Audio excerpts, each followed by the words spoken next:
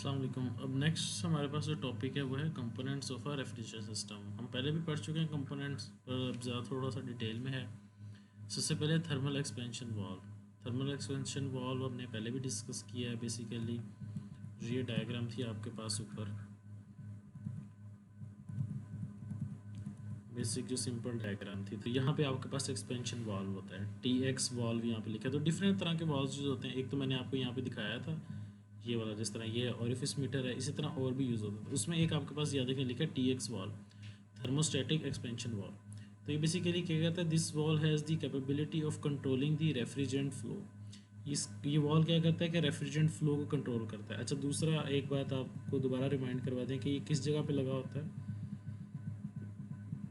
Compressor के बाद condenser होता है, कंडेंसर के बाद आपके पास ये वाल्व होता है। मतलब इस वाल्व के बाद आपका एवेपोरेटर में जाना है। एवेपोरेटर का मतलब क्या था, ये हमारा रूम होगा, रूम है, या फिर ये हमारे पास क्या होगा, जो फ्रिज है रेफ्रिजरेशन का है उसका अंदर वाला जो बॉक्स है या खाना है वो होगा बेसिकली। ठीक है, तो ये हमारे पास this valve has the capability of controlling the refrigerant flow. ये क्या करता है, फ्लो को कंट्रोल करता है, कम करना है ज़्यादा करना है ये कर सकता है। If the load on the evaporator changes, the valve can respond to change and increase or decrease the flow accordingly। और ये वॉल्व बेसिकली क्या है कि लोड इंक्रीज़ करता है। लोड इंक्रीज़ का क्या मतलब है, अपने फ्रिज में ज़्यादा चीज़ें रखनी हैं, तो ये क्या है, ये आपका क्या कर सकता है, चेंज कर सकता है, इंक्रीज़ या डिक्रीज़ कर सकता है फ्लो को। The TXV has a sensing bulb attached to the outlet of the evaporator. This bulb senses the suction line temperature and sends a signal to the TXV allowing it to adjust the flow rate। Suction line आपको पता है compressor था, compressor के अंदर जो आ रही थी आपके पास उसको हम सक्शन लाइन कहते हैं। तो बेसिकली उस सक्शन लाइन के टेम्परेचर को सेंस करता है एंड देन वो आपको जो सेंस करके वो टी एक्स वी वाल्व को सिग्नल भेजता है कि क्या फ्लो रेट करना है। जस्ट सपोज उसका टेम्परेचर बहुत आ रहा है, डिफरेंस आ रहा है, इसका मतलब है चीज़ें बहुत ज़्यादा अंदर पड़ी हुई हैं, तो वो क्या करेगा, आपका जो हमारे पास गैस है, या हम उसको कहते हैं कि बेसिकली जो हमारे पास वेपोरेटर है उसके अंदर, तो उसको क्या करेगा, चेंज कर देगा। ठीक है, evaporator. This is important because if all the refrigerant in the evaporator does not change state into a gas, there could be liquid refrigerant content returning to the compressor। अब ये सेकंड पॉइंट मैं आपको यहाँ पे समझा देता हूँ इस डायग्राम में जाके। ये डायग्राम अब बेसिकली क्या था, आपके पास मैंने आपको बताया था कंप्रेसर के, कंप्रेसर में इन भी वेपर्स होते हैं और आउट भी वेपर्स होते हैं। क्यों, क्योंकि ये कंप्रेसर है, ये यहाँ पे पंप नहीं लगा हुआ, कंप्रेसर सिर्फ एयर को कंप्रेस कर सकता है, वेपर्स को कंप्रेस करता है।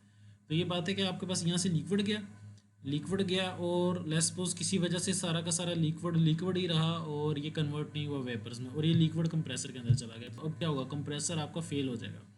तो बेसिकली ये चीज़ है कि आपके पास फ्रिज में कुछ भी नहीं पड़ा, अब वो आपके पास वेपोरेटर अंदर गया है, यहाँ से बेसिकली आपके पास रेफ्रिजरेटर अंदर गया है, पर वो वेपोरेट ही नहीं हुआ, वो कन्वर्ट ही नहीं हुआ वेपर्स में, और वो आगे चला गया, तो आपका कंप्रेसर फेल हो जाएगा। तो बेसिकली फिर ये वॉल्व कंट्रोल करता है कि अगर आपके पास कोई अंदर चीज़ नहीं पड़ी हुई तो क्या करेगा, ये क्लोज कर देगा, आपके पास सर्कुलेशन ही बंद हो जाएगी, अंदर जो रेफ्रिजरेटर है वो रेफ्रिजरेटर अंदर जाएगा ही नहीं आपके पास। ठीक हो गया, तो ये बेसिकली हमारे पास था।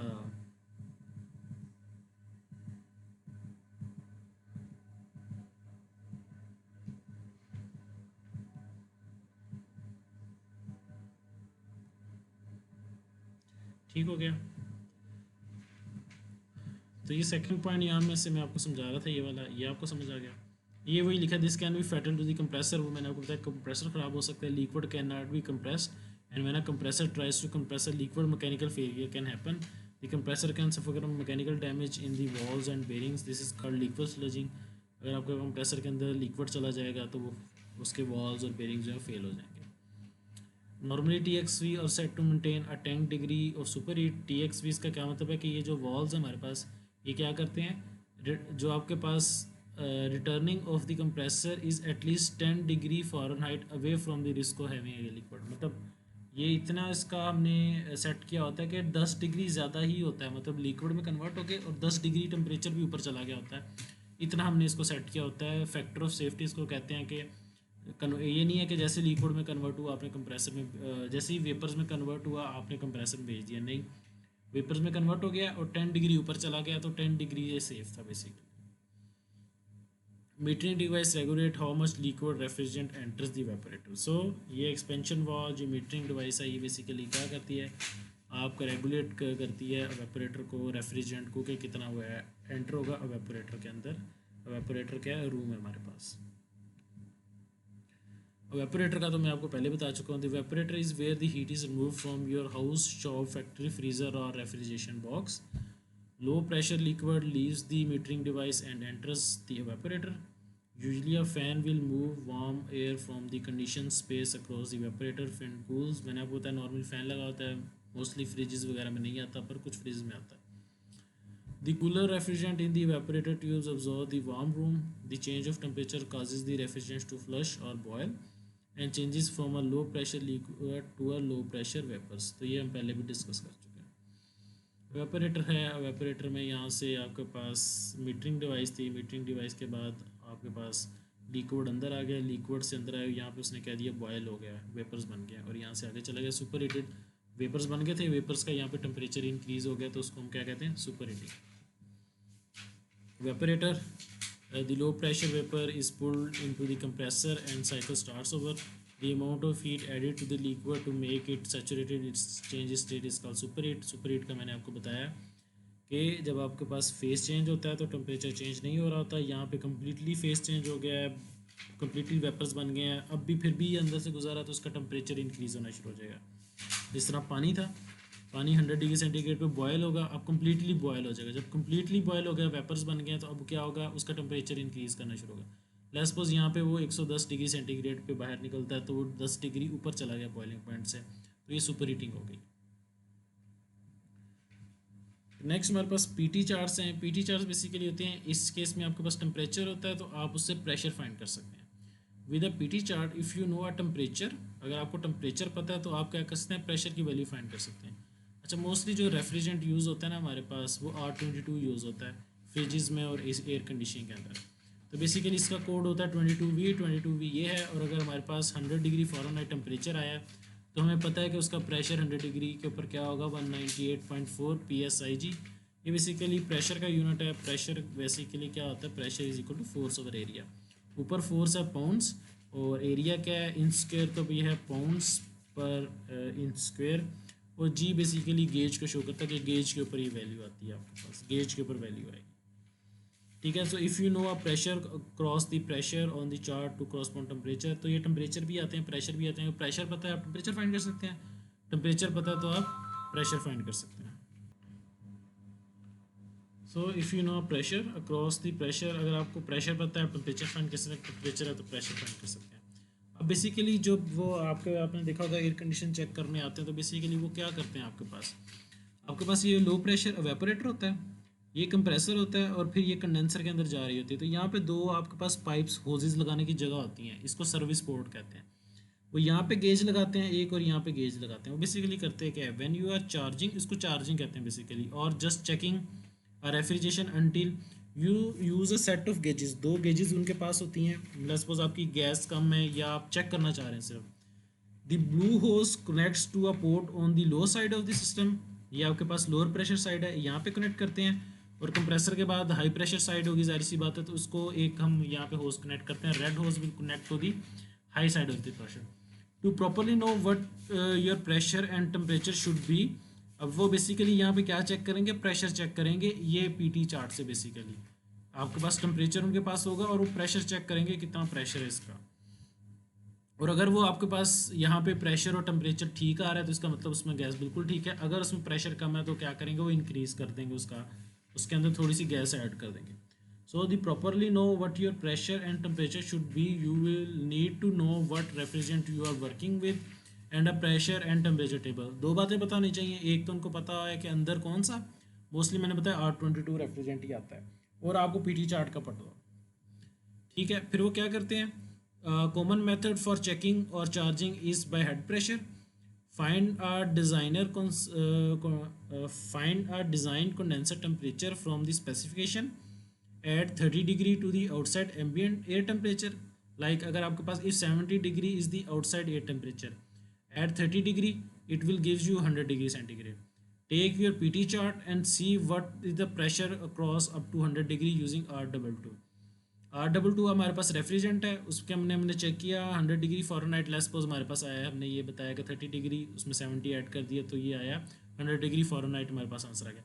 तो गेज के ऊपर क्या आना चाहिए 198.4 PSI आना चाहिए। So at 100 degree Fahrenheit R22 equals 198.4 PSIG। So you would charge your system until your head pressure was close to 198.4। तो अगर आपका ये प्रेशर कम आता है तो आप बेसिकली क्या करते हैं उसमें गैस ऐड करते हैं जब तक आपके पास ये प्रेशर अचीव नहीं हो जाता। If the unit has a slight glass, check it for bubbles. If it does have bubbles, add more refrigerant slowly until it clears। और लेस वो कह रहा है कि अगर आपके सिस्टम में ग्लास है तो आप बबल्स भी चेक करें कि अंदर बबल्स तो नहीं है, अगर बबल्स हैं तो आप स्लोली उसके अंदर बबल्स को भी रिमूव करें। तो ये चीज़ बेसिकली वो चेक करते हैं, कंप्रेसर के दोनों साइज़ पे गेजेस लगाते हैं। उसके बाद टेम्परेचर देखते हैं 30 डिग्री लाइस, ये हमने एग्जांपल ली, और उसके बाद उसके साथ प्रेशर उनको पता होता है और वो चेक करते हैं। मोस्टली जो आपके पास एयर कंडीशन होते हैं उनको पहले ही आइडिया होता है इसमें कितना है, तो वो आपको गेज से चेक करके फिर बता देते हैं कि इसमें कम है। Charging again, always charge refrigerant into suction line as a vapour. और बेसिकली क्या है कि वो जो सिलेंडर लेके आते हैं वो गैस कह रहे होते हैं, उसको गैस लेके आए तो बेसिकली गैस फॉर्म में ही होती है। उसने बताया कि सक्शन लाइन में एज अ वेपर ही ऐड करनी है आपने अगर आप एक्स्ट्रा ऐड कर रहे हैं। This is done by keeping your refrigerant cylinders right upside down, upside up. If your cylinder is on its side or upside down, you will be charging liquid refrigerant and it would damage your compressor। ठीक है। If आपने सीधा रख के cylinder को उसने कहा आपने ऐड करना है, अगर आप उल्टा कर देंगे या साइड पे लौटा देंगे तो आप लिक्विड को ऐड कर देंगे और वो आपको डैमेज कर देगा कंप्रेसर को। If you are charging a capillary tube system charging by super heat, ये एक डिफरेंट सिस्टम है कि अगर आप उसको ऐड करें तो उसको किस तरह करना है। आप अगर वीडियोस भी देखते हैं थोड़ी सी नेट के ऊपर एयर कंडीशनिंग को रेफ्रिजरेशन को चार्ज करने की, तो आपको थोड़ा सा आइडिया हो जाएगा। तो चार्जिंग बेसिकली अब आपको समझ आ गया क्या चीज़ है।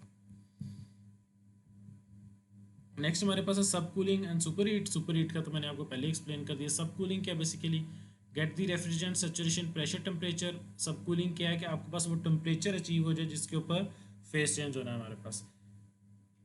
Take a pressure reading of the liquid line leaving the condenser, condenser जो लीव कर रही है उसकी लिक्विड लाइन का आप क्या करें प्रेशर रीडिंग ले लें। Refrigerant saturation temperature is the pressure temperature when the refrigerant, भैया आपको पता है कि सैचुरेशन टेम्परेचर क्या होता है। At saturation pressure temperature both liquid, अच्छा जिसको आइडिया नहीं है वो मैं बता देता हूँ दोबारा, मैंने पहले भी एक्सप्लेन किया था। सैचुरेशन टेम्परेचर वो टेम्परेचर होता है जिस पे आपका फेज चेंज होता है, लाइक लिक्विड से गैस में कन्वर्ट होना है, ठीक है।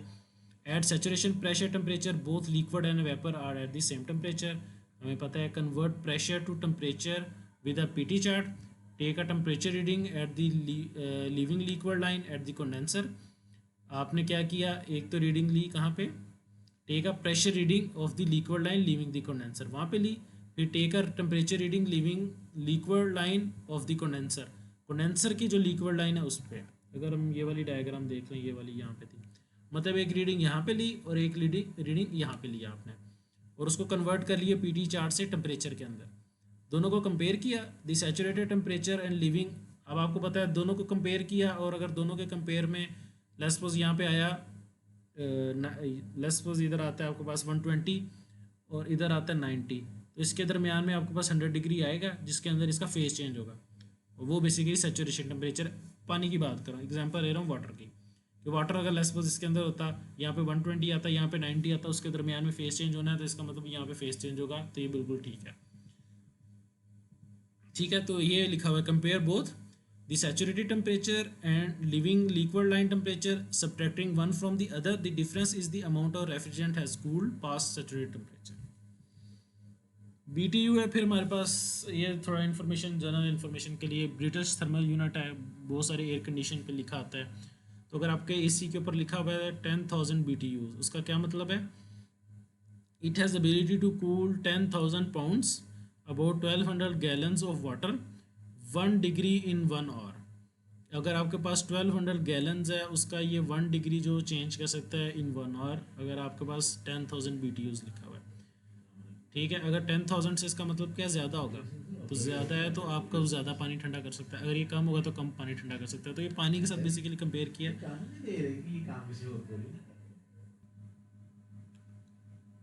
सो refrigeration is normally made in tons. आपको पता है 1 टन का एसी या 2 टन का एसी आपके पास होता है। सो नॉर्मली आपके पास क्या होता है, 1 टन का एसी या 2 टन का। Refrigeration is normally made in tons. तो आपके पास बेसिकली क्या होता है, 12,000 BTUs इक्वल 1 टन। तो आपके पास 12,000 BTUs 1 टन के बराबर होते हैं, और 10,000 BTU का हमने डिस्कस कर लिया है कि उसकी डेफिनेशन क्या होती है। फिर हमारे पास एक और यूनिट होता है वन। ये टन डिफरेंट है, और ये दूसरा वाला जो ऊपर वाला टन था ये देखें TUNS है, और ये TUNNE टन, ये थोड़ा सा डिफरेंट है। ये क्या, is the rate of heat removal required to freeze 1,000 kg of water at 0 degree centigrade in 24 hours. तो ये बेसिकली है कि आपके पास 1,000 kg वाटर है और आपने उसको फ्रीज़ करना है 24 आवर्स में। तो ये बेसिकली 1 टन ऑफ रेफ्रिजरेशन कर सकती है। और आप इसको कन्वर्ट भी कर सकते हैं, ये इसका सारा का सारा कन्वर्जन फैक्टर है। ये इसको आप देख सकते हैं, based on feed fusion being 336 kilo joule per kg, 1 ton of refrigeration is equal to kilo joule per hour. फिर उसको किलोवाट में कन्वर्ट किया, 1 ton of refrigeration is 10% larger than 1 ton of refrigeration. अगर हम दोनों को कंपेयर कर लें तो बेसिकली ये है हमारे पास।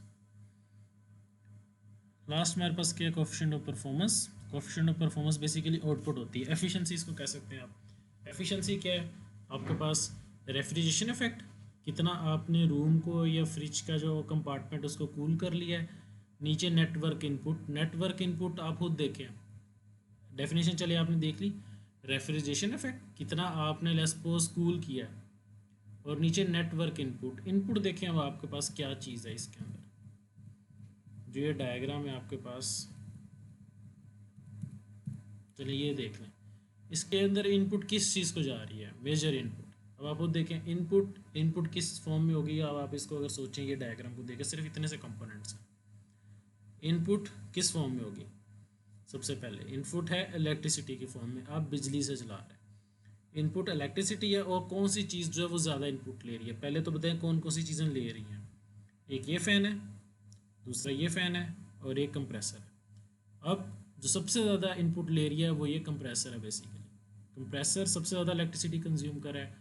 उसके बाद ये आपके पास फ़ैन है, और ये दूसरा फ़ैन है। तो बेसिकली ये तीन चीज़ें हैं जो आपकी इलेक्ट्रिसिटी पर रन कर रही हैं। तो ये बेसिकली उस फार्मूले में इनपुट ये है हमारे पास, नेटवर्क इनपुट। ये बेसिकली इलेक्ट्रिसिटी, कितनी हमने रेफ्रिजरेशन इफेक्ट किया, कितनी इलेक्ट्रिसिटी दी थी, कोफिशिएंट ऑफ परफॉर्मेंस। एफिशिएंसी भी इसको आप कह सकते हैं। The coefficient of performance is defined as the ratio of useful refrigeration or refrigeration effect to the net work input. तो ये बेसिकली है हमारे पास। ठीक हो गया। तो ये हमारे पास बेसिक था HVAC के बारे में, सारे components, basic definition, basic units, almost सारी चीज़ें हमने कर ली हैं। रेफ्रिजरेशन को भी और AC दोनों को डिस्कस कर लिया। ओके स्टूडेंट्स, अल्लाह हाफिज़।